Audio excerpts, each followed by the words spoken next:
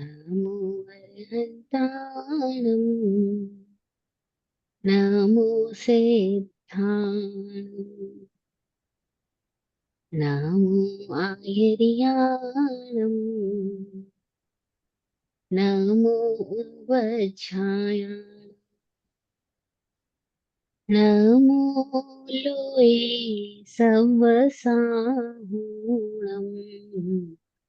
ऐसो पंच नमोकारो सवपावपनासनो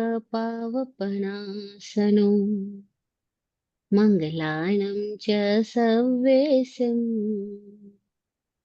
पढमं हवै मङ्गलम् पढमं हवै मङ्गलम्।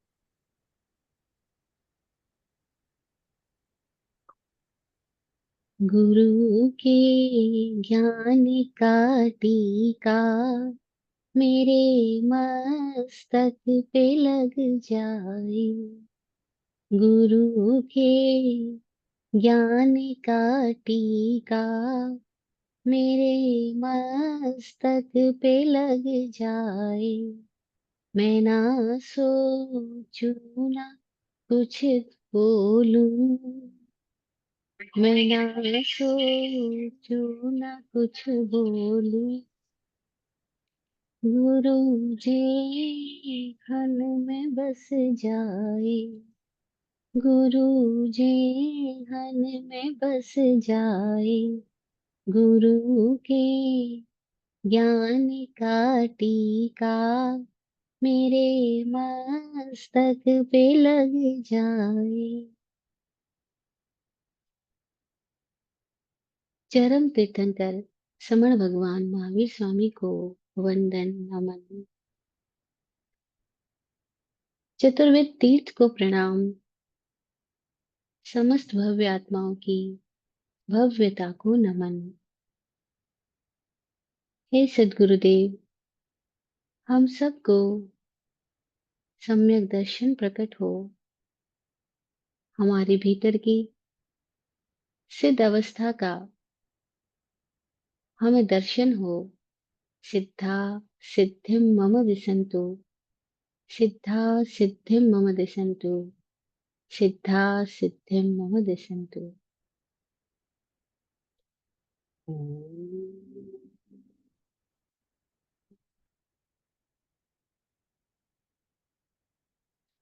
ओम।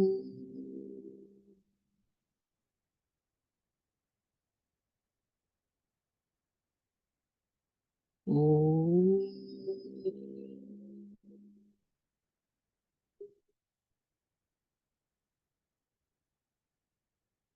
ओम।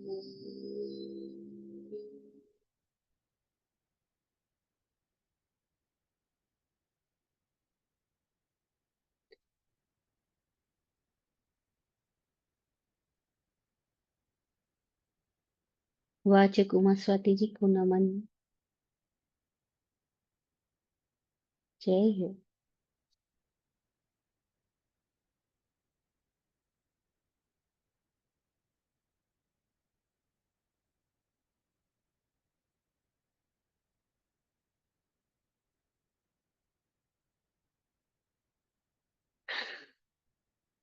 पिछले सेशन में हमने 5 शरीर में से जो उसका अंतिम शरीर है, कार्बन शरीर, उसके बारे में बात की थी कि जो कार्बन शरीर होता है वह निरूपभोगी होता है, यानी वह उपभोग से रहित है। उसको हम अ, किसी तरह से उपयोग में, यूटिलिटी में नहीं ला सकते। यूटिलिटी का मतलब उपयोग करना, उपभोग करना। हम उसकी उपयोगिता नहीं कर सकते। जैसे औदारिक शरीर जो हमारा ये ग्रॉस बॉडी है जिसको हम देख रहे हैं, इसको हम यूज भी कर रहे हैं। कैसे यूज कर रहे हैं? हम इसके द्वारा खा रहे हैं, पी रहे हैं, चल रहे हैं, बोल रहे हैं, सब कुछ कर रहे हैं, क्योंकि इसके साथ में पांचों इंद्रियां जुड़ी हुई। ये पांचों इंद्रियां जुड़ी हुई तो ये सभी कुछ पॉसिबल है। लेकिन जो कर्मठ शरीर है उसके पास में पांचों इंद्रियां है ही नहीं। उसके कारण से पांचों इंद्रियां है, लेकिन उसमें पांचों इंद्रियां नहीं है। तो फिर ये फर्क आ गया। अब इस फर्क के आने की वजह से जो कार्बन शरीर है उसका हम उपभोग नहीं कर सकते। ये हमने जाना। जो वैक्रिय शरीर है उसका भी उपयोग किया जाता है। वैकृत शरीर देवता और नारकी के पास है, वे उससे उपभोग करते हैं, उसका उपयोग करते हैं। आहारक शरीर का भी उपभोग होता है, उपयोग होता है। उपयोग होने के बहुत अलग कारण है, अलग तरीके हैं। सब कुछ डिफरेंट डायमेंशन में होता है, लेकिन होता तो है। लेकिन तेजस और कर्म शरीर जो है, उसमें से भी तेजस शरीर का फिर भी उपयोग है, क्योंकि तेजस शरीर से भोजन पच रहा है, पक रहा है। हमारे भीतर में जो इलेक्ट्रिक बॉडी है, वह तेजस शरीर है। उससे हमारा शरीर का तापमान बना हुआ है। वह हमारे सूक्ष्म और स्थूल शरीर के बीच की कड़ी है। लेकिन जो कार्बन शरीर है, वह तो बेस है सारे शरीरों का। और उसका कोई उपयोग उपभोग नहीं हो सकता, क्योंकि वो हमें दिखाई भी नहीं पड़ सकता। हालांकि अभी तो हमारी स्थिति ये है कि हमें वैक्य भी नहीं दिखाई दे रहा, आहारक भी नहीं दिखाई दे रहा। लेकिन फिर भी ये किसी स्थिति में दिखाई पड़ सकते हैं। लेकिन जो कार्बन शरीर है, वो दिखाई नहीं पड़ रहा है, क्योंकि वो अत्यंत सूक्ष्म स्थिति है। वह ऐसा समझना जैसे कि बस एक छाया की तरह आवरण है। जैसे छाया है, वो छाया दिखाई नहीं पड़ती, लेकिन छाया होने से हमारे भीतर कितना परिवर्तन आ जाता है। जैसे धूप है, तो हमारे को देखने में कितनी अलग स्थिति आती है। छाया होती है तो कितनी अलग स्थिति आती है। तो कोई एक छाया की तरह, कोई एक आ, एकदम सूक्ष्मतम आवरण हमारे चारों ओर हमें घेरे हुए है। और उसी के कारण से, उसी कार्बन शरीर की वजह से ही बाकी सारी घटनाएं हो रही है। लेकिन कार्बन शरीर का उपयोग करना हो, तो वो नहीं किया जा सकेगा। तो उसको कहा निरुपभोग, निरुपभोग मंत्यम। ये हमने लास्ट सेशन में जाना था। आज हम अगले सूत्र पे आ रहे हैं, जो 46 नंबर का सूत्र है। ये सूत्र अब ये बताने जा रहा है कि ये जो हमारे पास पांचों शरीर है, उनमें से कौन सी प्राणी कौन से तरह के शरीर का धारण करते हैं। जो लोग जैन तत्व ज्ञान में रुचि रखते हैं, उनको ये सब बातें, कई सारी बातें तो थोपड़ों के माध्यम से और सूत्रों के माध्यम से सीखने को, पढ़ने को मिलती है। तो कई लोगों के लिए तो बहुत कॉमन बात है। लेकिन बहुत सारे लोग ऐसे भी हैं जिनके लिए वर्ड्स भी एकदम नए हैं। उनको ये भी नहीं पता होगा कि कितनी तरह के जीव है, उनको कैसे कैसे क्लासिफाइड किया गया है इस जैन सूत्रों के अंदर में। तो पहले हम ये भी समझ ले कि जैन सूत्रों में जीवों को कितनी अलग अलग आयामों से क्लासिफाइड किया गया है। जैसे कहीं हम देखते हैं तो जीव के दो भेद बताए गए हैं, एक संसारी है, एक सिद्ध है।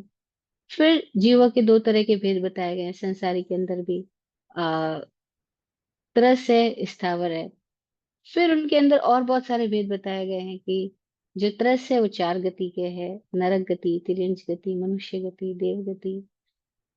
फिर उसमें और सारे क्लासिफिकेशन है। तो ऐसे बहुत अलग अलग डायमेंशन से जीवों के बहुत अलग अलग तरीके से विभेद करके, क्लासिफाइड करके या सूत्रों में बताया गया है ना।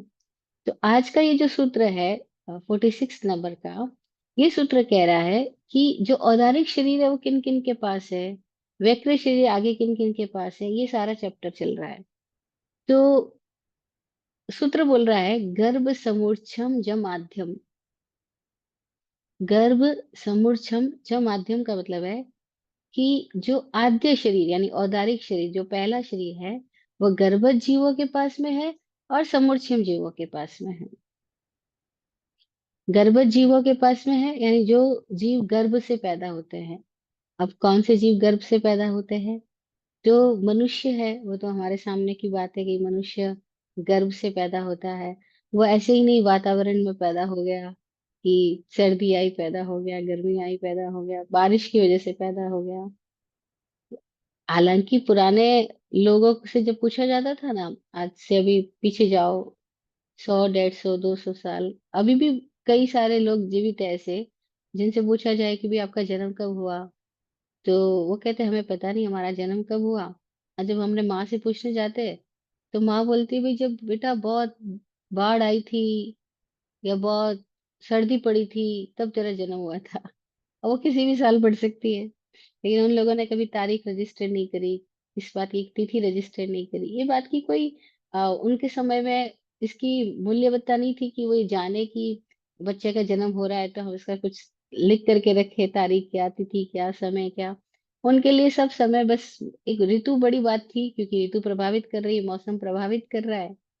तो वो कह देते थे कि सर्दी में पैदा हुआ तो गर्मी में पैदा हुआ, बारिश के समय में पैदा हुआ, बाढ़ आई तो पैदा हुआ, अकाल पड़ा तो पैदा हुआ। ऐसे लोग बोल देते हैं, लेकिन वो अकाल के से या बाढ़ से प्रेरित या प्रभावित होकर पैदा नहीं हुआ था। वो तो गर्भ से पैदा हुआ। और समय आजकल नोटिस किया जाता है, पहले बहुत टाइम में ऐसा भी था जब समय नोटिस नहीं किया जा रहा था। और उसके बहुत पीछे जाए तो हमारे यहाँ कितने बड़े बड़े संत हैं, जैसे कबीर है, रैदास है, मीरा है। अभी हम देखते हैं इनकी जन्म तिथि का ज्ञान नहीं है, और कोई लोग जन्म तिथि के संबंध में बोलते भी है तो बोलते हैं ये भी हो सकती है, वो भी हो सकती है। तो स्थितियां अलग अलग रही है, पर मैं ये बात इसलिए बता रही हूँ कि गर्भ से जन्म जो हुआ है उसको गर्भज कहते हैं, और मनुष्य का जन्म गर्भ से हुआ, ये दिखने वाली बात है। तिर्यंच पशु पक्षियों को हम देखते हैं अंडे से पैदा हो रहे हैं, वो भी अपने माँ के पेट से गर्भ से पैदा हो रहे हैं। तो उनको भी तिर्यंच पंचेंद्रियों को भी गर्भ से जन्म हुआ ऐसा कहा जाता है। तो तिर्यंच है, मनुष्य है, इन सब के पास औदारिक शरीर होता है। सूत्र कह रहा है कि गर्भ समूर्छम जमाध्यम, कि जो गर्भ से पैदा हुए और जो समूर्छम जीव है। समूर्छम का मतलब क्या है?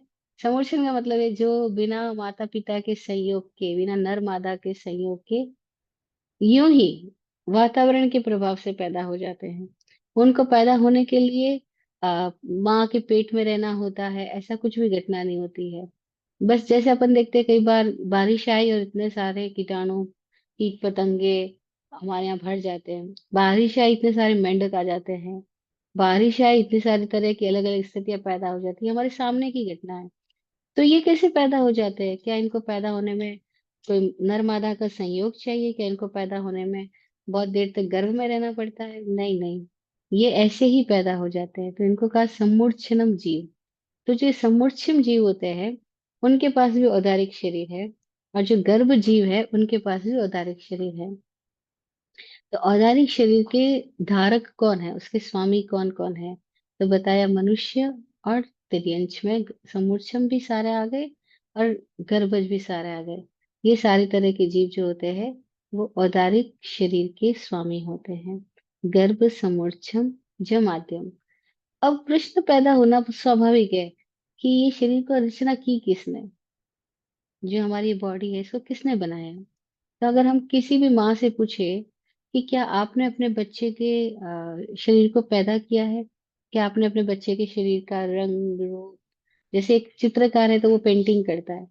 पेंटिंग करता है तो समझ में आता है कि उस चित्रकार ने ये पेंट बनाया है, उसने ये चेहरा बनाया है, उसने इस चेहरे की डिजाइन में ऐसी ऐसी नाक आंख निकाली है ना। जैसे अभी हम लोग गणेश जी की मूर्ति बनाते हैं, गणेश का बहुत भारत में तो बहुत प्रचलन है। ऐसे समय समय पर जब से भी नवरात्रा चल रहे हैं तो लोग देवी माँ की मूर्ति बनाते हैं। तो ये सारी हमको दिखाई पड़ती है कि इस देवी की मूर्ति को इन्होंने बनाया, इस पेंटिंग को इन्होंने बनाया।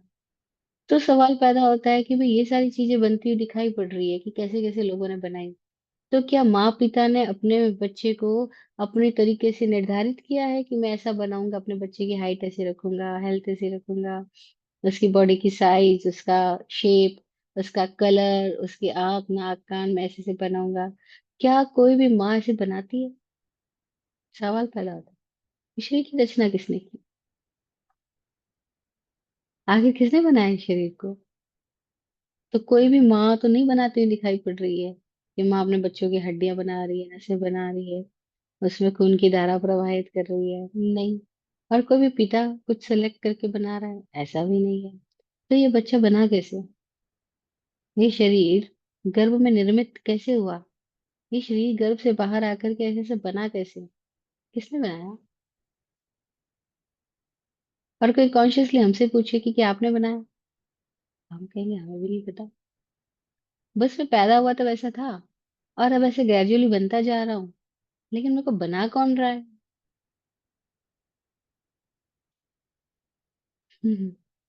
We don't know. लेकिन ये प्रश्न पैदा होना तो स्वाभाविक है ना, क्योंकि हम अपनी पहचान जिसके द्वारा कर रहे हैं वो शरीर है। हम अपने आप को शरीर से ही तो प्रकट कर रहे हैं। और ये शरीर पैदा हुआ कैस कब कैसे कहाँ, कैसे वो गर्भ में आया, कैसे वो पैदा हुआ, कैसे इसने अपने आप को बड़ा किया, कितना छोटा था जब आया तब। हाँ, बोलते मिलीमीटर था, फिर सेंटीमीटर हो गया, और फिर तो गुब्बारे की तरह फूलता फूलता फूलता फूलता आज कितना बड़ा हो गया। और ये कभी श्रिंक भी हो जाता है, कभी मोटा पतला भी हो जाता है। कौन करता है? हम कहेंगे हमें नहीं पता, हम तो नहीं कर रहे। मम्मी पापा कर रहे हैं, वो भी नहीं कर रहे, उनको भी नहीं पता। वो भी सेलेक्ट नहीं कर रहे, हाथ नाक कान पाँव कैसे हो कैसे ना हो। हम्म। कोई और बैठा है ऊपर, जो एक एक एक का चित्र बना बना के भेज रहा है। ऐसे लोग बोल देते हैं भगवान एक जैसे चेहरा 7 लोगों का बना देता है। कोई बोलते हैं 11 लोगों का, कोई बोलते कुछ, कोई कुछ बोलते हैं। नहीं, कोई परमात्मा, कोई भगवान बाहर बैठा हुआ कोई पेंटर नहीं है जो हमारे शरीर को पेंट कर रहा है या बना रहा है। इस शरीर की रचना कैसे हुई? प्रश्न उठना तो स्वाभाविक है ना। हमारी बिल्डिंग बनी हमें पता है, घर बनाया पापा ने या आर्किटेक्ट ने या इंजीनियर ने, हमें पता है। लेकिन इंजीनियर ने अपना रोल किया, है ना। इंटीरियर वाले ने अपना रोल किया, सीमेंट मिट्टी गारा लाने वाले ने अपना रोल किया। सबने अपना अपना रोल प्ले किया, सबने अपना अपना काम किया, और सबके कामों के संयोग से ये बिल्डिंग खड़ी हो गई, हमें दिखाई पड़ रही है। ऐसे ही हमारा शरीर भी, ये जो इसके भीतर रहने वाला कोई एक तत्व है, उसी के इंटेलिजेंस से उसने वातावरण से सारी चीजों को लिया। सबका रोल रहा उसके अंदर, मिट्टी का, पानी का, तेजस अग्नि का, वायु श्वासोश्वास का, फिर प्राण का, सबका सहयोग लिया। उसने कैसे पूरी प्रकृति का सहयोग लिया, किसने ऐसा, हमारे भीतर कोई एक ऐसा बैठा है, कोई एक ऐसा इंटेलिजेंस है, या जिसको कोई जीवात्मा बोलते हैं, जिसको कोई कोई अलग नाम देते हैं। उसी ने इस शरीर की रचना वो करता ही जा रहा है, अभी रुकी नहीं है। ऐसा नहीं है कि शरीर रुक गया है किसी एक क्षण भी, ये कारीगरी चालू ही है। न जाने किस किस तल पर, और न जाने कैसे कैसे संयोगों से, कैसे कैसे सहयोगों से।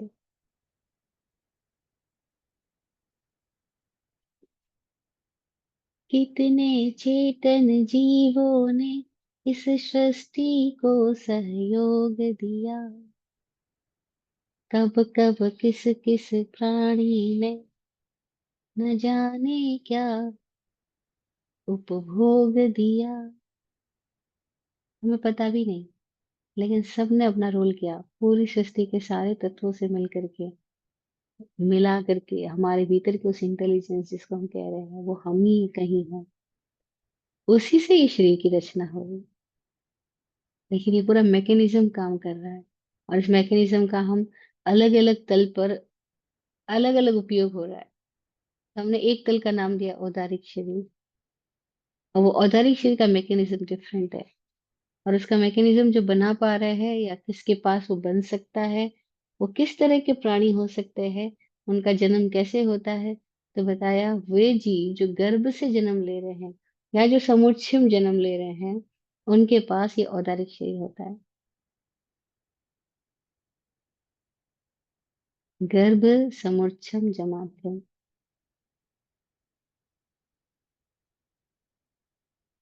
रचनाकार कोई और बाहर नहीं है, रचनाकार इसी शरीर के भीतर बैठा है।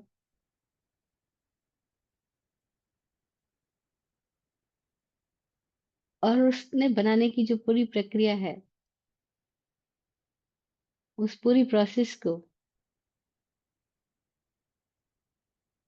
अपने आप में समाहित करके रखा है। जैसे हम देखते हैं एक म्यूजिशियन के भीतर से म्यूजिक आता है, कैसे वो गिटार हारमोनियम कोई भी उपकरण का सहयोग लेता है, और कैसे वो म्यूजिक पैदा हो जाता है। अब इस म्यूजिक पैदा होने वाली प्रक्रिया को हम अपनी खाली बुद्धि से या स्थूल इंद्रियों से कुछ पकड़ना चाहें, तो हमारे लिए मुश्किल बात हो जाएगी। हम कितना भी पकड़ने की या समझने की कोशिश करें, हम समझ ही नहीं पाएंगे।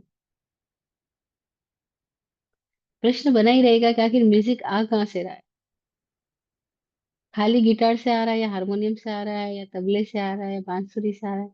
तो खाली उससे भी नहीं आ रहा, और उसके बिना आ रहा है तो उसके बिना भी नहीं आ रहा। तो बजाने वाला कैसे बजा रहा है? क्या उसके हाथों में है वो म्यूजिक? तो केवल हाथों में भी नहीं है। तो म्यूजिक क्या उसके दिमाग में है? केवल दिमाग में भी नहीं है। कैसे सबका सहयोग होता जा रहा है, और कैसे सारी चीजें एक सुर ताल में आ जाती है और म्यूजिक पैदा हो जाता है। तो कुछ तत्व है जो दिखाई पड़ रहे हैं, कुछ ऐसे तत्व जो दिखाई पड़ ही नहीं रहे, जिनको पांचों इंद्रियों से देखा जाना या पकड़ा नहीं जा सकता है, लेकिन वो है।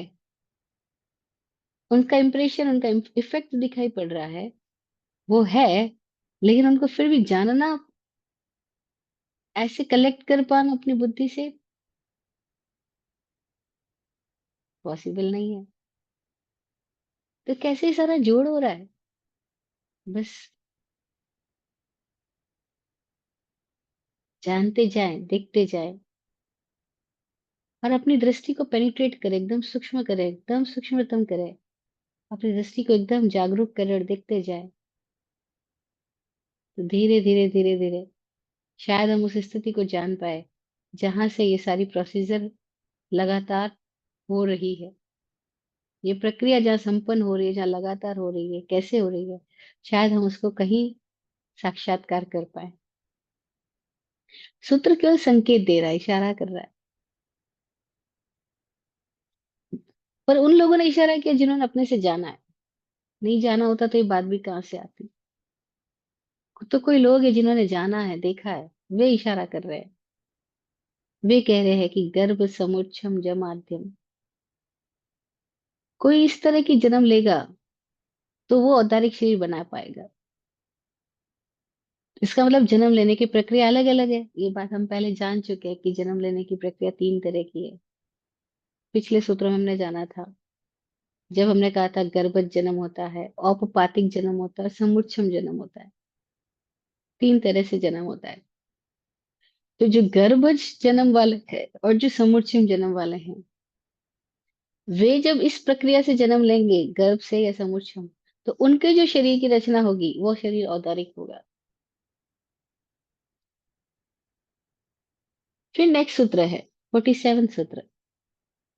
वो बताता है कि जो औपपातिक जन्म लेने वाले हैं, उनके शरीर की रचना कैसी होगी। तो बोला वैक्रियम औपपातिकम। औपपातिक जन्म लेने वाले जो शरीर बनाएंगे वो वैक्रिय जन्म लेंगे। जैसे हम नहीं बोलते कि आप टनल ए से गुजरोगे तो आपको यही स्टेशन मिलेंगे, आप बाहर निकलोगे आपको ऐसा माहौल मिलेगा। लेकिन आप टनल बी से गुजरोगे तो आपको ऐसा ऐसा मिलने वाला है। नहीं, जैसे हम एयरपोर्ट पे जाते हैं तो हमें पता है कि अगर हमें इंटरनेशनल फ्लाइट लेनी है तो हमें इंटरनेशनल वाले टर्मिनल पे जाना होगा। अगर हमें यही इंडिया में ही कहीं जाना है तो हमें डोमेस्टिक वाले एयरपोर्ट पे जाना होगा। अब आप वहां पे जाओगे तो आपको इस तरह की फ्लाइट मिलेगी, वहां पे जाओगे तो उस तरह की फ्लाइट मिलेगी। तो कैसे हमने यहाँ डिजाइन किया, डिसाइड किया, हम कौन सी फ्लाइट में जाना है तो हमें कौन से वाले टर्मिनल पे जाना होगा, कौन से वाली जगह से हमें एयरपोर्ट पे अपने आप को ले जाना होगा। तो ठीक ऐसे ही हमें अगर गर्भ से जन्म लेना है तो औदारिक शरीर मिलेगा। अगर हमें वैक्रिय शरीर लेना है जन्म के साथ में तो हमें औपपातिक जन्म लेना होगा। औपपातिक जन्म लेने से वैक्रिय शरीर मिलता है। तो देवता और नारकी जिनके पास, जिनका जन्म ही औपपातिक तरीके से होता है, ना गर्भ से होता है ना समुच्चय होता है, बस वो अचानक ऐसे उपपात करते हैं। अब ये उपपात कैसे करते हैं, इसको कैसे समझाना, ये पॉसिबल नहीं है, क्योंकि ये हमारे लिए प्रत्यक्ष नहीं है। प्रत्यक्ष करने के लिए हमें उस स्थिति पे, उस अपने भीतर की उस फ्रीक्वेंसी पे जाना होगा। जैसे हम देखते हैं अभी हमारे सामने इतने सारे इलेक्ट्रॉनिक्स है, हम इसके थ्रू ये एग्जाम्पल से बात समझ सकते हैं कि हम टीवी में कोई एक चैनल सेट करते हैं तो अलग तरीके के प्रोग्राम्स आएंगे, कोई दूसरी तरीके का चैनल हम एफएम पे देखते हैं, जरा सा पॉइंट का चेंज आने से 94.4 है तो बिल्कुल अलग फ्रीक्वेंसी पे हम चले गए, अलग तरीके के प्रोग्राम्स के साथ कनेक्ट हो गए। 94.5 हो गया तो अलग फ्रीक्वेंसी पे अलग तरीके के सॉन्ग्स, अलग तरीके के प्रोग्राम्स के साथ हम कनेक्ट हो गए। तो पॉइंट, ये तो पॉइंट बहुत बड़ी घटना है, बहुत दिखाई पड़ने वाली घटना है, पर ये पॉइंट के अंदर भी कितने सूक्ष्मतम पॉइंट होंगे। तो एकदम सूक्ष्मतम स्थिति में हम हर एक अलग फ्रीक्वेंसी पर अलग अलग तरीके के प्रोग्राम्स के साथ कनेक्ट होते हैं। तो अगर हम औपपातिक फ्रीक्वेंसी में आते हैं तो हम वैक्रिय शरीर के साथ कनेक्ट होते हैं।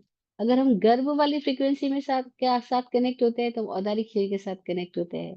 तो कैसे उन ज्ञानियों ने ये बातों को केवल बुद्धि से नहीं, अपने इंटेलिजेंस से, अपने अनुभव से, अपने एक्सपीरियंस से उन्होंने इन बातों को जाना। और वो बताते हैं कि गर्भ समोच्चम जमाध्यम वैक्रियम मौपपातिकम लब्धि प्रत्ययम च।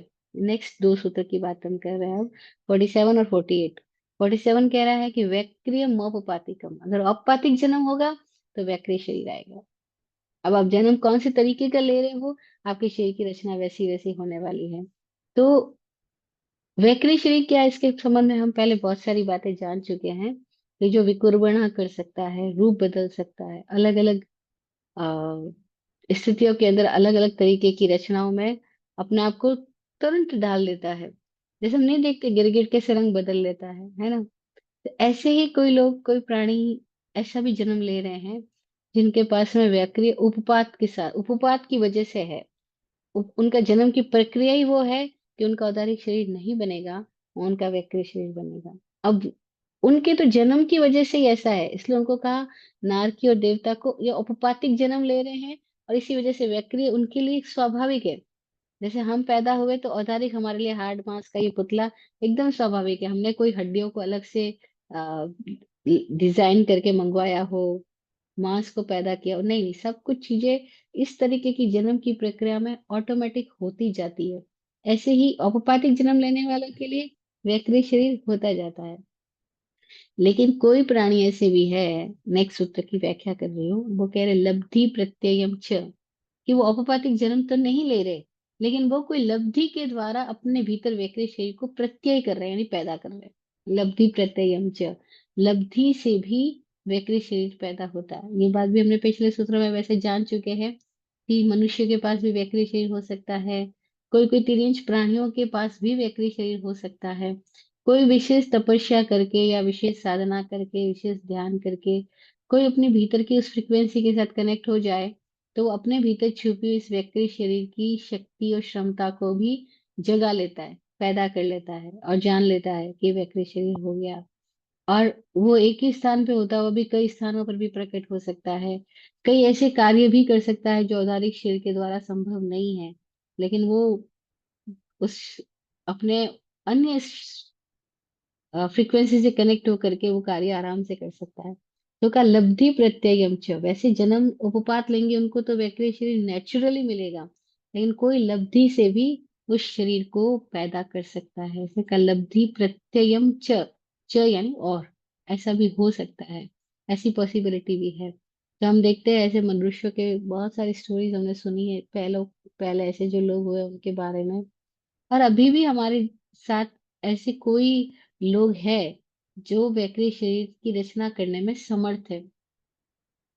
अभी भी जापान में भी, तिब्बत में भी कोई ऐसी साधनाएं होती है जिनसे वो अपने अपने भीतर में अलग अलग तरीके की क्षमताओं को डेवलप कर लेते हैं। जैसे अभी हम नॉर्मली देखें तो हमारे शरीर की कैसी क्षमता है, लेकिन जिन लोगों ने प्रैक्टिस करके कुंफू किया, कुछ और ऐसी ऐसी चीजें सीखी है, तो जब उनके शरीर से जो घटनाएं पैदा होती है, हम आश्चर्य करते हैं, अरे ये इतना कैसे कर लेते हैं, ऐसा कैसे कर लेते हैं। लेकिन उन्होंने भी कैसे अपने आप को प्रैक्टिस के थ्रू, कैसे अपने आप को उस प्रक्रिया में डेवलप किया कि वो अपने शरीर को, कोई लोग ऐसे भी जो हवा में उछाल लेते हैं, है ना। तो ये हवा में उछाल लिया अचानक, यहाँ से वहां, कैसे वो पूरे वातावरण में एक अलग स्थिति पैदा कर देते हैं। तो वो हम देख रहे हैं। तो कोई ऐसे लोग हैं जो लब्धि के द्वारा अपने भीतर वैक्रिय शरीर की रचना, क्षमता, शक्ति को जागृत कर लेते हैं, और फिर विकुर्वणा करने में, यानी विविध क्रियाएं करने में समर्थ हो जाते हैं। वैक्रियम औपपातिकम लब्धि प्रत्ययम च, लब्धि से भी होता है। तो मनुष्य के पास तो माना वो कोई क्षमता का जागृत प्रयोग करते इस वजह से हो सकता है, लेकिन तिर्यंचों में भी कुछ प्राणी तो ऐसे हैं जिनके भीतर ये क्षमताएं जागृत है, ऐसा भी पॉसिबल है कि उन्होंने पिछले कभी समयों में इसकी प्रैक्टिस की हो, और आज उनके शरीर तो बाहर से तो तिर्यंज के हैं, लेकिन उनके भीतर में उस प्रैक्टिस का इम्प्रेशन होने की वजह से वो अपने शरीरों को डिफरेंट डायमेंशन में ले जाने में भी सक्षम है। क्योंकि जो भी प्रैक्टिस है, जिस भी धारा में हम बढ़ रहे होते हैं, उस धारा में अगर हम कभी किसी कारण से रुक गए, मर गए, फिर किसी और स्थिति में आ गए, लेकिन किसी और स्थिति में आने के बावजूद हम कभी ऐसा होता है कि वापस अपनी पिछली धारा से संयुक्त होकर के फिर एक नई स्थिति में आ जाते हैं। लोगों के लिए आश्चर्य की बात होती है कि ये बच्चा ऐसे कैसे बोल सकता है, इतनी सारी भाषाएं कैसे बोल सकता है, या ये बच्चा इतनी सारी स्थितियां जो ये प्रैक्टिस कर लेता है। जैसे मैंने देखा एक घर के अंदर एक छोटा बच्चा, मतलब छोटा तो क्या, उस समय तो वो 3.5 4 साल का, 5 साल का होने को था, और वो दीवारों पे ऐसे चढ़ता था जैसे कोई बंदर चढ़ता हो, चिपकली चढ़ती हो, और वैसे दीवारों के ऊपर चल रहा है बड़े आराम से। अभी कोई और लोगों को बोले तो नहीं चल पाएंगे, लेकिन वो चल पा रहा था, दीवारों पे चढ़ जाता, दीवार के ऊपर। हाँ, वही उल्टा हो गया ना। ऐसे वो ऊपर चढ़ता जा रहा है, और वो अपने शरीर को वैसे बना पा रहा है, क्योंकि उसके शरीर में कोई ऐसी क्षमताएं हैं। अभी और किसी बच्चे को बोलो तो नहीं कर पाएगा, है ना। हम देखते हैं कैसे कोई लोग अपनी पूरी बॉडी को रोल अप कर लेते हैं जिम्नास्टिक के थ्रू, और कोईयों में ये प्रक्रिया एकदम स्वाभाविक होती है। उनको किसी ने ज्यादा सिखाया नहीं, लेकिन उनका शरीर वैसे आराम से काम कर लेता है। तो उन्होंने कहीं सीखा, कभी प्रैक्टिस किया, और वो प्रैक्टिस का इम्प्रेशन साथ रहता है। तो इसीलिए योगी लोगों ने क्या कहा कि आप कोई स्थिति में है, लेकिन आप अगर 1 घंटा भी शांत होकर बैठने का भी अभ्यास करो, कोई बात नहीं, मन टिके ना टिके, कोई स्थिति अच्छी हो ना हो, लेकिन आप 1 घंटा शांति से रीत सीधी करके बैठने का प्रयास करो। तो जो आसन को साधता जा रहा है, वो आसन को साधने से उसके शरीर में डिफरेंट स्थितियां आ जाएगी। फिर धीरे धीरे उसकी सूक्ष्म तंत्र भी एक अलग स्थिति में गति करने लगेंगे, एक अलग डायमेंशन में, एक अलग फ्रीक्वेंसी को छूने लगेंगे। और तब इतना मजा होगा कि जो काम और कोई लोग नहीं कर पा रहे, वो खाली 1 घंटा शिथिल होके, शांत होके, निष्क्रिय होकर के, सजग होके जो बैठने वाला व्यक्ति है, वो अपने भीतर कोई अलग स्थिति को कनेक्ट करने लगेगा, और उसके भीतर कोई अलग फ्रीक्वेंसीज डेवलप होने लगेगी, है ना। बड़ी मजेदार है। हम लोग करते नहीं प्रैक्टिस, इसलिए हम लोगों के लिए सारी बातें ही हो जाती है, लेकिन जो लोग प्रैक्टिस करते हैं उनके लिए तो ये सत्य है कि कैसे वो शांत बैठ करके ही बिना कुछ किए भी बहुत कुछ कर सकते हैं। उनको फिर बोलने की भी जरूरत नहीं है, बस मौन में रहते हैं, और उस मौन से उनके भीतर भी कोई अचानक भी भाव उठ गया, और वो घटना हो जाती है। अब वो बोलेंगे उनको कुछ जाके करने की जरूरत नहीं है, उनके भीतर ही कोई स्थिति आ गई है कि जो आवश्यक है वो ऑटोमेटिकली हो जाता है। तो लोगों के लिए तो वो बहुत बड़ी महात्मा हो जाते हैं, संत हो जाते हैं, या कोई चमत्कारी सिद्ध पुरुष हो जाते हैं। लेकिन वो ये कहते हैं इसमें कोई चमत्कार नहीं है, ये मैं कर सकता हूँ, आप भी कर सकते हो। मैंने क्या किया, कुछ नहीं किया, शांत होकर के बैठा रहा बस, और बैठा ही रहा, शांति अशांति की भी परवाह नहीं की। होते होते अपने ही भीतर कोई स्थिति आ गई, है ना। तो ये हम सामने देख सकते हैं, हमारे साथ भी हम प्रैक्टिस करें तो न जाने क्या क्या द्वार खुल सकते हैं।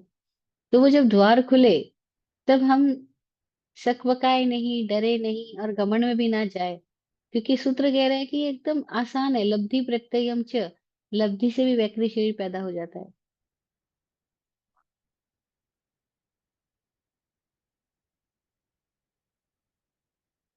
गर्भ समुच्चम जमाध्यम, वैक्रिय मौपपातिकम, और लब्धि प्रत्ययम च। ये 3 सूत्र हुए। इन 3 सूत्रों में हमने जाना कि औदारिक किसको होता है और वैक्रिय किसको होता है। औदारिक शरीर के स्वामी धारक वे प्राणी हैं जो इस तरीके से जन्म ले रहे हैं, गर्भ से या समुच्चम से। और वैक्रिय शरीर के धारक वो है जिनका जन्म औपपातिक हो रहा है, अथवा जिनके भीतर कोई एक स्थिति, कोई एक लब्धि प्रकट हो गई है, कोई एक अचीवमेंट हुआ है उनको। लब्धि का मतलब अचीवमेंट, लब्धि मतलब उपलब्धि, अचीव किया उन्होंने, और लब्धि मतलब प्राप्त किया, लब्ध किया। तो लब्ध करना डिफिकल्ट नहीं है, आसान है। और हम जिस भी दिशा में प्रैक्टिस कर रहे होते हैं, वो प्रैक्टिस हमको किसी न किसी स्थिति में ग्रेजुअली डेवलप करती जाती है और उनके इम्प्रेशन सामने आते हैं। तो ये सूत्र कह रहा है लब्धि प्रत्ययम च।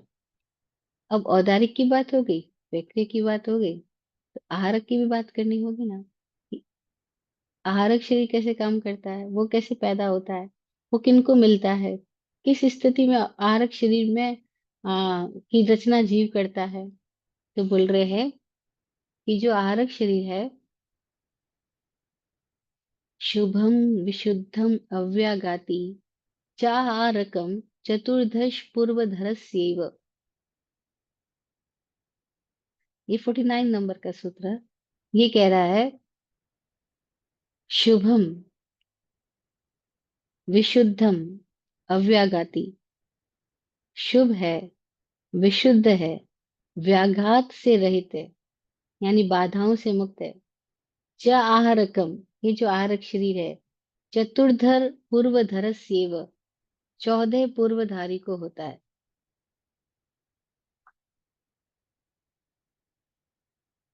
बाकी शरीरों के लिए बात नहीं लिखी, लेकिन इस शरीर के लिए कोई स्पेशल बात लिखी है कि जो आहारक शरीर है शुभ है,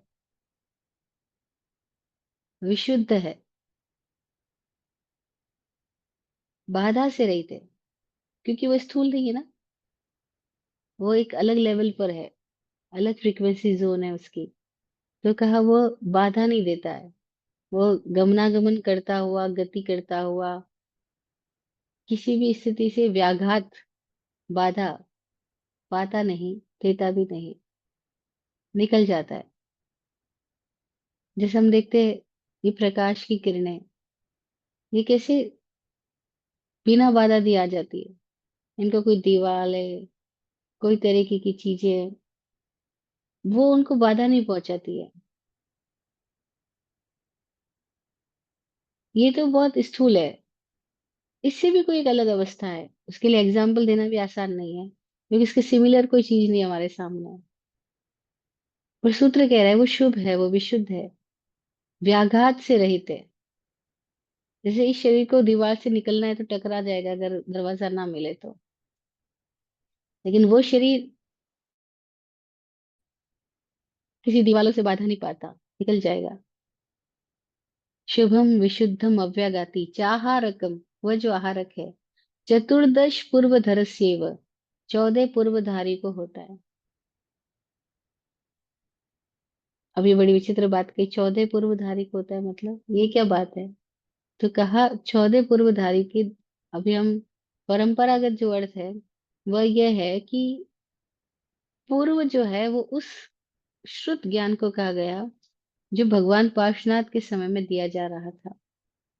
तो भगवान पार्शनाथ के समय तक जो आ, जानकारियां डेवलप हुई, जो जानकारियां डिलीवर हुई, और जो जानकारियां संग्रहित होकर कई लोगों तक पहुंची, और कोई लोगों ने उस जानकारियों के उस पीक तक गए, जैसे आज हम बोलते हैं ये स्नातक हुए, ये पीएचडी करके डॉक्टरेट हुए। तो ऐसे ही जो उस समय तक की उपलब्ध जानकारियों के स्नातक हो गए, उनको पूर्वधारी कहा जाता है।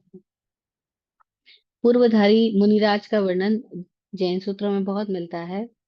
तो वहां पूर्वधारी मुनिराज का मतलब यह है कि कोई एक ऐसे स्कॉलर्स है जिन्होंने अब तक की डेवलप सारी जानकारी, सारे ज्ञान विज्ञान को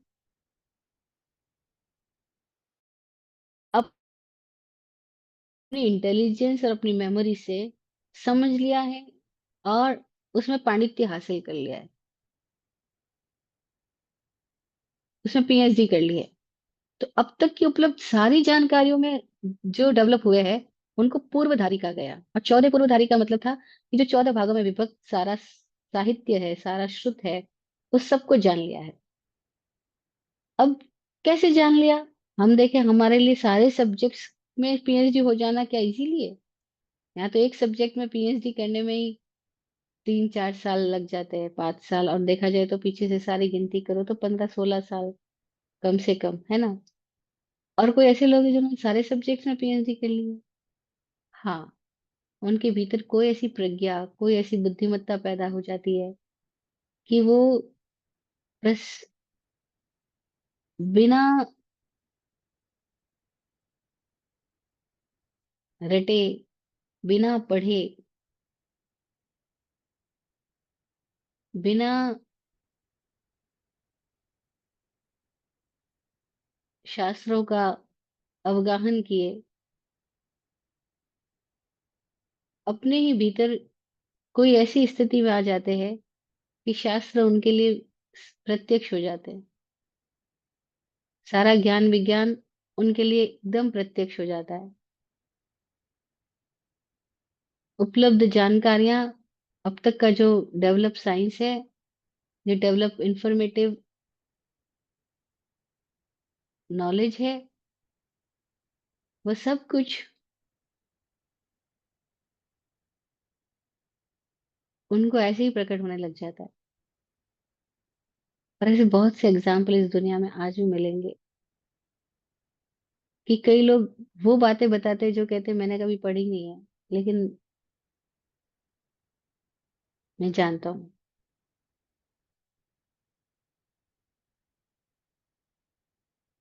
यहाँ तक कि कोई लोग ऐसे भी हुए जिन्होंने प्रश्न पूछे जाने पर किसी बीमार व्यक्ति की इलाज के लिए कोई दवाई बताई है, और वो दवाई अभी तो अंडर प्रोसेस है, अभी पैदा ही नहीं हुई है, बन रही है, मार्केट में आई नहीं है, उस दवाई का नाम भी मार्केट में नहीं आया है, लेकिन उन लोगों ने बता दिया कि ये दवाई लेंगे तो ये इंसान ठीक हो जाएंगे। और उस दवाई के बारे में पूरी दुनिया भर में पता किया गया तो पता नहीं लगा। और बहुत टाइम बाद कहीं से खबर आई कि ये दवाई कोई इंसान बना रहा था, उसने अपने पेपर्स में इसकी सारी विधि लिखी है, सारा नाम लिखा है, लेकिन ये मार्केट में आती उसके पहले वो व्यक्ति मर गया। फिर कहीं कोई सु अ, सहायता मिलती है और कोई लोग उस दवाई तक पहुंच पाते हैं कि वो दवाई कई पन्नों में लिखी है, वो दवाई कहीं रजिस्टर हुई थी, वो दवाई उसके पिताजी बना रहे थे, लेकिन पिताजी तो चले गए और उस बेटे ने कोई काम नहीं किया उस दवाई के बारे में, क्योंकि उसका कोई उसमें इल्म नहीं था। लेकिन किसी तरीके से उसका फिर हासिल किया गया और वो व्यक्ति ठीक हो गया। अब ऐसी घटनाएं हुई है, तो हैरानी होगी कि जो दवाई पैदा होके मार्केट में नहीं आई, जिसका नाम कई किताबों में नहीं आया, उस दवाई के बारे में भी किसी व्यक्ति को पता कैसे लग गया, और वो कहीं बैठा है और दवाई कहीं और पैदा हुई है।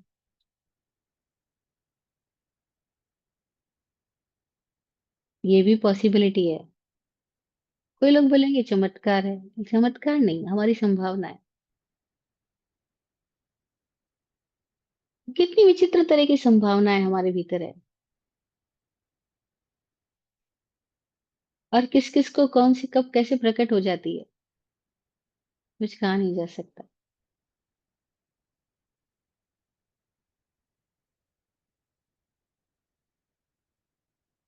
तो 14 पूर्वधारी किसको कहा गया? विराट गुरु जी ऐसा बताते थे कि पाषाण समय तक के जो उपलब्ध ज्ञान विज्ञान और ये विकसित सूत्र साहित्य थे, उनको पूर्व कहा गया। और महावीर जब आए तो उन्होंने उत्तर का ज्ञान दिया। पूर्व यानी पिछला है हिस्सा।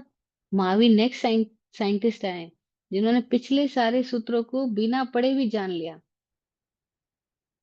और वो अब जो नया सूत्र दे रहे हैं, अब जो नया उनका डेवलपमेंट है, उनको उत्तर अध्ययन कहा गया, उत्तर ज्ञान कहा गया। तो पहले के तीर्थंकरों तक की, पहले के जो साइंटिस्ट हो गए हैं, उन्होंने इस फील्ड में जो बात कह दी है, उसके नेक्स्ट जो बात कह रहे हैं, अब वो उत्तर है, वो पूर्व है। जो पहले कहा जा चुका पार्श्वनाथ के समय तक, वो पूर्व था।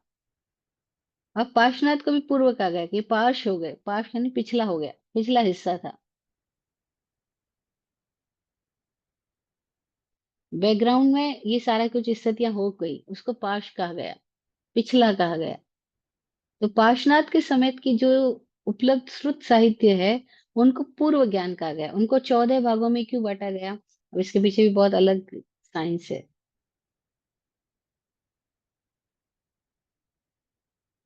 जब कोई व्यक्ति उस स्थिति में जाता है तो उसको कई सारे अंकों के पीछे कई सारी स्थितियां दिखाई पड़ती है, या कई सारी स्थितियों को कई सारे अंकों के साथ वो जान देख पाता है, समझ पाता है। और ये बातें बोलना अब ये बिल्कुल अलग सा होगा, मैं कुछ बोलूंगी वो भी गड़बड़ है, क्योंकि उस बात की पूरी जानकारी में जाना बिल्कुल डिफरेंट डायमेंशन में जाना है। कैसे कोई लोगों ने बोला कि 14 रज्जू लोक होता है, 7 बिलात का शरीर होता है, 84 लाख योनि होती है, 24 घंटे होते हैं। ये सारी जो संख्या आई, 24 23 गुण सूत्र आए, तो ये सारे जो डिजिट्स है, वो डिजिट्स भी कोई कारणों से है, अकारण नहीं है। और कैसे ये साइंटिफिक सारा अरेंजमेंट है। हम्म। उस स्थिति में जाना बिल्कुल डिफरेंट है, लेकिन लोग गए हैं। कई कोई लोगों ने कैसे कैसे इन स्थितियों को जाना और प्रकट किया।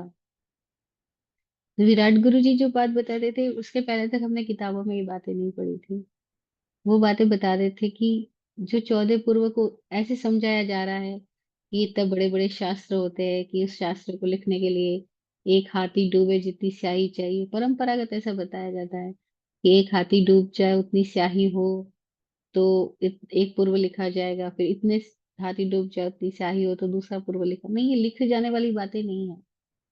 पूर्व का मतलब था पास्ट, पास्ट के समय तक जो डेवलप हुआ, वो पिछला, पूर्व, पहला। और महावीर ने जो दिया वो उत्तर, यानी अब नेक्स्ट। और ऐसा होता ही है, जब भी कोई तीर्थंकर आता है तो उस तीर्थंकर के पहले जो तीर्थंकर जा चुके, उस तीर्थंकर ने जो दिया वो सब पूर्व है। अब जो नेक्स्ट तीर्थंकर आ रहा है वो उत्तर दे रहा है, क्योंकि अब स्थिति बदल चुकी है। जैसे हम देखते हैं कोई मूवी का पार्ट 1 था, फिर ये पार्ट 2 आया, ऐसे ही वो पार्ट 1 था जो पास हो चुके, अब पार्ट 2 है। अब महावीर आए, उन्होंने नेक्स्ट दिया, उत्तर दिया, उत्तर अध्ययन दिया। इसलिए उनके ज्ञान को उत्तर अध्ययन बोला गया। लेकिन लोगों ने एक ही किताब को उत्तर अध्ययन बना दिया। नहीं, किताब उत्तर अध्ययन नहीं है। महावीर ने जो दिया वो सब कुछ उत्तर अध्ययन है। जैसे हम आज इस साइंटिस्ट के वर्ल्ड में देखते हैं, न्यूटन कुछ दे के गए, लेकिन उसके बाद फिर एक नए साइंटिस्ट आ रहे हैं, आइंस्टीन आ रहे हैं, और भी कोई लोग आ रहे हैं, तो उसके आगे की बात कर रहे हैं अब। फिर उसके बाद जो नेक्स्ट जनरेशन के साइंटिस्ट है वो उसके और आगे की बात कर रहे हैं, और हम देख रहे हैं डेवलपमेंट को, टेक्निक को। एक तब एक मोबाइल आया था, छोटा सा मोबाइल आया था। नहीं, उसके पहले जब आया था, सबसे पहले जो मोबाइल आया था वो बहुत बड़ा मोबाइल आया था। और फिर कैसी डेवलपमेंट होता होता हम देखते हैं, मोबाइल छोटा होता गया लेकिन उसके फंक्शंस कुछ ज्यादा बढ़ते गए। और अब हम देखते हैं मोबाइल के फंक्शंस कितने गजब हो गए, आर्टिफिशियल इंटेलिजेंस आने से कितना कुछ कनेक्शन था, अपूर्व था, लोग वहीं पे नहीं रुके। उसका नेक्स्ट क्या, उसका नेक्स्ट 2 3 4 5 6 चलता चलता आज हम 16 तक आ गए, है ना। अब 16 में भी प्रो है, मैक्स है, तो आगे आगे आगे बढ़ाते जा रहे, खुजते जा रहे, रिसर्च करते जा रहे। तो कोई जिस दिशा में अपनी सारी एनर्जी को लगा देता है, वो उसी दिशा में जाता जाता दिखता पाता है कि ये यहाँ तक हो गया, अब इसके आगे ये हो सकता है। उस पॉसिबिलिटी को पहले परसीव करता है, और फिर उस पर डेवलप हो जाती है। और बाहर के जगत में जो टेक्निक्स डेवलप होती है, उसमें मजेदार बात क्या है कि टेक्निक डेवलप कोई भी कर सकता है, कोई करता है, और उसका उपयोग बहुत सारे लोग कर सकते हैं। ऐसे ही कोई भी लोगों ने अंतर जगत में गए और उन्होंने टेक्निक्स अपने भीतर डेवलप होती गई, तो वो देखते गए ये नेक्स्ट संभावना है अगर आहार की स्थिति आ जाती है। तो वो कैसे किया उन्होंने, जानकारी बाहर से नहीं, उनके भीतर के एक्सपीरियंस से देखते जा रहे हैं कि शरीर ये रच समझ गए। तो देखते शरीर के भीतर जाते हैं तो ये डायमेंशन पे वैकृत स्थिति आ जाती है, डायमेंशन पे आरक स्थिति आ जाती है। है और आहारक स्थिति तक जो पहुंचता है, तो वहां पे कहते हैं कि ये स्थिति उन लोगों में आ जाती है जो अप्रमत्त हो गए, जागरूक हो गए। नेचुरल बात है, जागरूक व्यक्ति कोई अगले लेवल पे जर्नी कर रहा होगा। सोया हुआ व्यक्ति तो विचारों में खोया रहेगा। जागरूक व्यक्ति अपने भीतर की नई संभावनाओं को खोजता खोजता कहाँ पहुंच सकता है ना। तो कहा शुभ है, विशुद्ध है, अव्याघाती है, चाहरकम चतुर्दश पूर्वधर्ष्येव, 14 पूर्वधारी को होता है। तो ये 14 पूर्वधारी का हमें ये सूत्र ऐसा लगता है कि ये तब लिखे गए थे जब पाठ के समय में ही ऐसी स्थितियां पैदा हुई। कोई ऐसे प्रबुद्ध स्थिति को प्राप्त लोगों ने ये बात कही कि कोई ऐसी स्थिति तक आते हैं तो उनको ये शरीर की रचना प्रकट हो जाती है, और वो अपने शरीर के थ्रू क्या क्या कर सकता है उसकी संभावनाओं को भी उन्होंने बताया। और लगता है महावीर के समय तक ये सूत्र कहीं सुरक्षित रहे हैं, कहीं पहुंच गए हैं। और महावीर के समय में भी कोई ऐसे प्रबुद्ध लोग रहे, चाहे थोड़े ही रहे होंगे लेकिन रहे हैं, जिन्होंने इन स्थितियों को मैनिफेस्ट किया है। और मैनिफेस्ट किया और वो बातें कहीं रह गई और सूत्र कहीं अब तक हमारे पास मिल गए। लेकिन आज भी सूत्र का जानने वाले लोगों को जरूरी नहीं है कि इनकी उपलब्धियां हो, और जिनको उपलब्धियां हुई हो वो इस सूत्र को जानते हो, वो जरूरी नहीं। वो जिनको ये टेक्निक अपने भीतर डेवलप हो गई है उनको पता भी नहीं होगा कि इस टेक्निक का ये सूत्र कहीं लिखा हुआ है। वो तो उनके भीतर से हो गई। और जो ये सूत्र रट रहे हैं वो सोचे कि इस सूत्र को रटने से मैं जान जाऊंगा, नहीं, पॉसिबल नहीं होगा। इसीलिए बड़ा विचित्र है जो जान रहा है, ऐसे जैसे कि कोई वाकई जैन है उसको तो पता भी नहीं होगा जैन समाज का, जैन परंपराओं का, ऐसा पॉसिबल है। और ऐसा पॉसिबल है कि जो जिंदगी भर अपने आप को जैन जैन जैन बोल रहा है उसको पता ही नहीं कि जैन होता क्या है।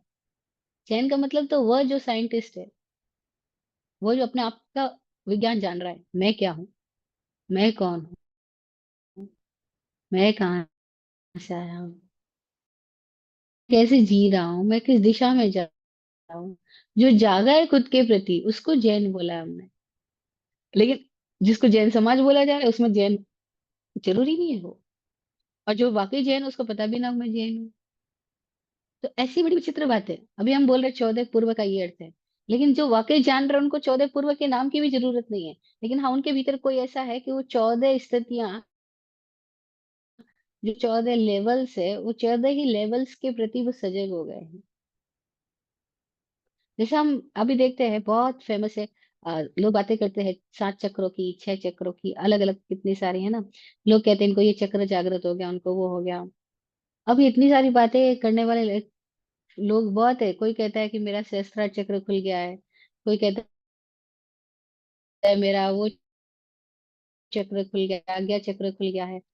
अब जो कह रहे हैं क्या पता उनको चक्र का पता भी हो या ना पता हो।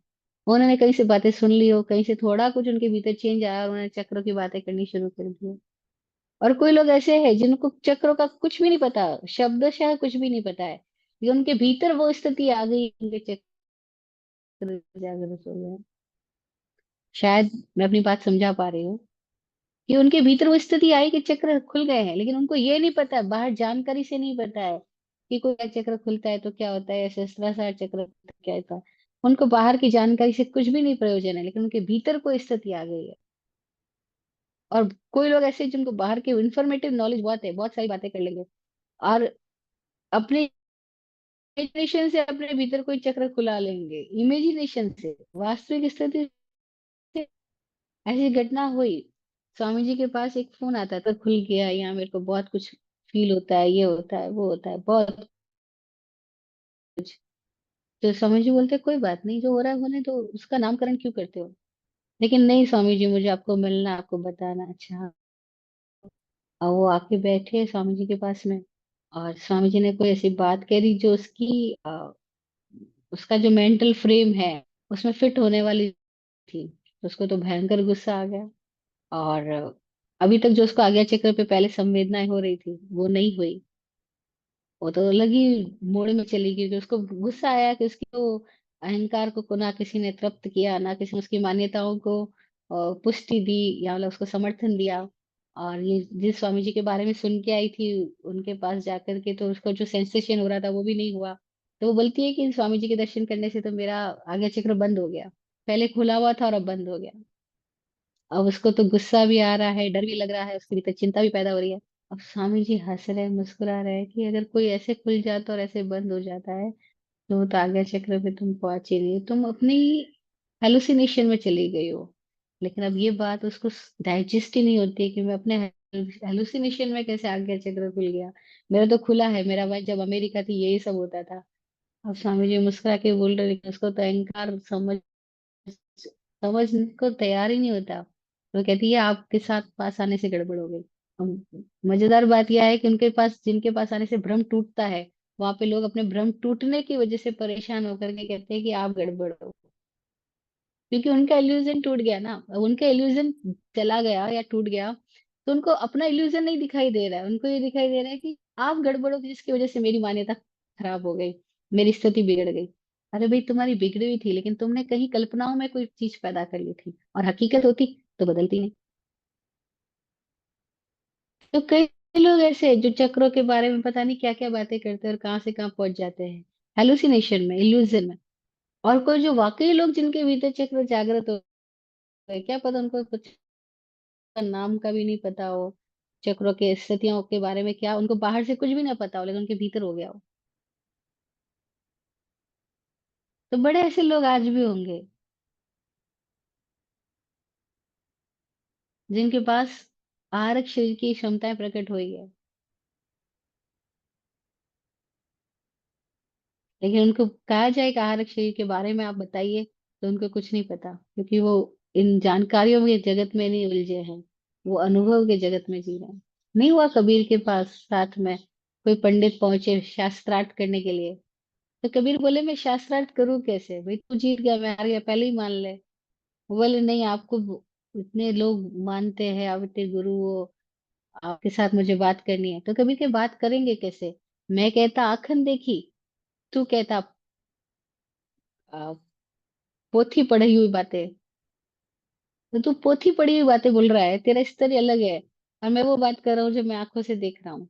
तेरे मेरा मेल ही नहीं हो सकता, बात कैसे करे। तू कहता पोथन बांची, मैं कहता अखन देखी।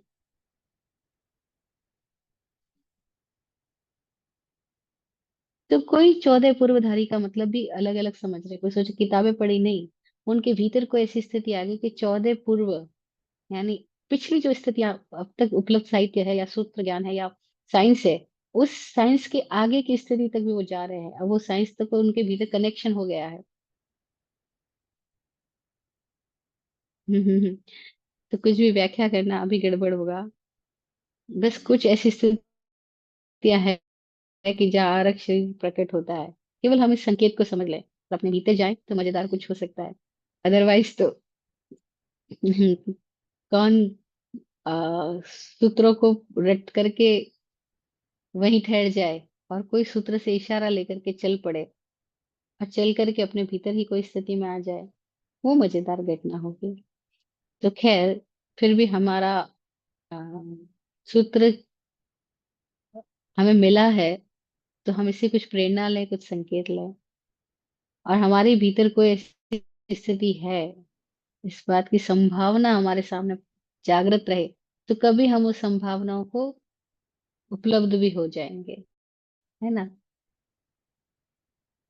कोई ऐसी स्थिति भी है जहाँ परमाणु एकदम मध्य में होते हैं, सुर ताल में आ जाते हैं, संगीत में आ जाते हैं, और उस स्थिति में कुछ रचना ऐसी होती है हमारे भीतर परमाणु जगत की, कि हम एक अलग आहारक लब्धि को प्रकट हो जाते हैं, और फिर वो आहारक लब्धि एक अलग स्थिति में बिना दिखती, बिना सक्रिय दिखती हुई कुछ क्रियाएं कर पाती है। अब इसको समझाएं कैसे, तुम एक एग्जांपल से समझाती हूँ, मैंने सुना है, मैं इसको कहीं कनेक्ट कर पा रही हूँ। जब भारत में स्वतंत्रता संग्राम चल रहा था, हम देखते हैं महात्मा गांधी कितने सक्रिय होकर के इस भारत को स्वतंत्रता दिलाने के लिए काम कर रहे थे। लेकिन ओशो अपनी वाणी में कहते हैं कि ये दिखलाई पड़ रहे थे स्वतंत्रता के लिए कुछ कर रहे हैं, लेकिन कोई लोग ऐसे थे जो कहीं बाहर नहीं आए प्लेटफॉर्म पे। ना वो भाषण दे रहे, ना लोगों को इकट्ठा कर रहे हैं, ना लोगों को कुछ भी प्रेरणा दे रहे हैं, या ना कुछ खुद से कुछ कर रहे हैं, लेकिन वो कहीं ध्यान में बैठे हुए अपनी तरंगों से इस जगत को कुछ अलग स्थिति में ला रहे हैं। और उनके सहयोग से ही स्वतंत्रता घटित हो पाई। उसमें उन्होंने नाम लिया अरविंदो का, कि वो दिखाई नहीं पड़ रहे लेकिन वो कुछ हो रहा है। उनकी स्थिति से भारत की स्वतंत्रता के प्रति उनका फोकस है, और स्वतंत्रता हो पाई। अब जब स्वतंत्रता सेनानियों का नाम आएगा या उस सबकी नाम आएगा, तो हो सकता है उनका कोई नाम ना आए, हो सकता है उनका कोई पता भी ना लगे, लेकिन उनकी स्थिति से स्वतंत्रता भारत को मिले, उसमें बहुत बड़ी घटना, बहुत बड़ा रोल उनकी स्थिति निभा रही है। तो ऐसी बड़ी विचित्र बात है। ये बात ओशो देख पा रहे हैं क्योंकि वो अरविंदो को भी कहीं कनेक्ट कर पा रहे हैं, वो गांधी को भी कहीं कनेक्ट कर पा रहे हैं, वो बाहर की स्थितियों को भी देख रहे हैं, भीतर की स्थितियों को भी देख रहे हैं। लेकिन ऐसे लोग थोड़े होते हैं। तो ये आरक्षित की स्थिति जो है ना, ये कोई व्यक्ति अपने आप को इस स्थिति में ले आता है कि उसके परमाणु, जो उसके शरीर के परमाणु है, वो भी शुभ हो जाए, विशुद्ध होने लग जाए। कोई वो ऐसी स्थिति में आ जाए, वो किसी को बाधा दे ही ना, बाधक बने ही ना, तो वो खुद अव्यागति हो जाए। तो उसके भीतर कोई ऐसे कनेक्शन आ जाता है कि वो 14 पूर्वधारी हो जाता है, और उसके भीतर कोई लब्धि पैदा हो जाती है। अब ये एक संभावना की जगत की हम बात कर रहे हैं, जिसको हम कभी मैनिफेस्ट कर सकते हैं। बस तो सूत्र हमारे भीतर कुछ जगाए, कुछ संभावनाएं लाए, और हम उसमें कुछ प्रयोग करें, तो प्रयोगों से कोई परिणाम आता है ना। तो खैर, अभी हम सूत्र को यहीं तक रखते हैं, आज की बात को यहीं छोड़ते हैं। और इसी सूत्र पर अगर चर्चा करनी है और आगे और डायमेंशन से, तो हम नेक्स्ट सेशन में करेंगे। आज इतना ही। सबके लिए दुआ पढ़ती हूँ।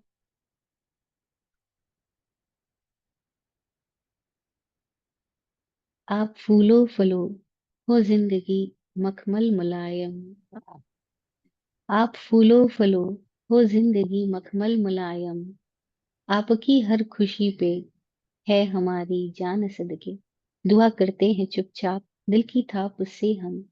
दुआ करते हैं चुपचाप दिल की थाप से हम। रहे जाते नवाजे हर घड़ी अरमान सबके। अमन और चैन से गुजरे आपका वक्त सारा। अमन और चैन से गुजरे आपका वक्त सारा। रुख पे खिलती रहे यूं रूह की मुस्कान खुल के। रुख पे खिलती रहे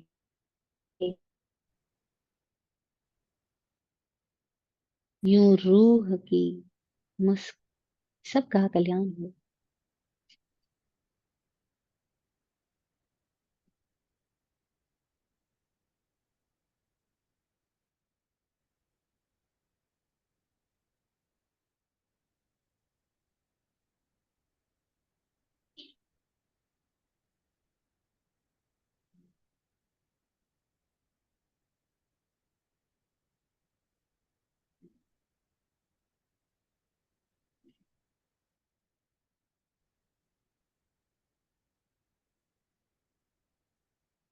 ओम शांति, ओम शांति। किसी को कोई प्रश्न करना है तो पूछ सकते हैं।